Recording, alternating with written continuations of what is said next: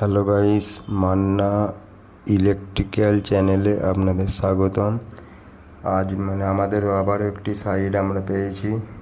সাইডে আমাদের কাস্টিং মেশিনের ওয়্যারিংয়ের সেট আপ তৈরি হচ্ছে।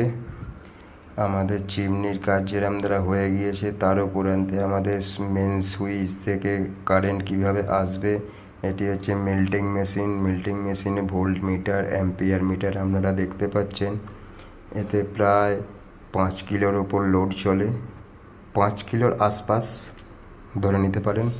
এটি আমি কি করে কানেকশান করলাম, নিউট্রাল ফেজ আর্থিং কোথায় হবে, কোনখান থেকে আমি এটিকে লাইনটি নেব, কোত্থেকে কি হবে না হবে, টোটাল সেট আপ আমি এর পরের ভিডিওটি নিয়ে আসছি। প্লিজ আপনারা দয়া করে লাইক কমেন্ট শেয়ারটা একটু করবেন, যাতে আমরা ভিডিওটি নিয়ে আসতে খুব হয়, আগ্রহ বাড়ে আমার। আপনারা ভিডিওটি স্টেপ বাই স্টেপ দেখতে থাকুন। এই যে দেখতে পাচ্ছেন কাস্টিং মেশিনের ভিতরের, এটা প্রায় 750+ ডিগ্রি হয়, এটা একদম পুরো হিট হয়। এটা দেখতে পাচ্ছেন, সেটি হচ্ছে তার অ্যাম্পিয়ার মিটার মেশিনটি। এটা হচ্ছে মেন সুইচ থেকে আমাদের যে মেল্টিং মেশিনটি কানেকশান আমরা করেছি, এর উপরে আবারও একটি এমসিভি হবে 63 অ্যাম্পিয়ারের, সেটাকে আমরা সেটিং করব। আর একটি পাওয়ার সকেট দেওয়া আছে।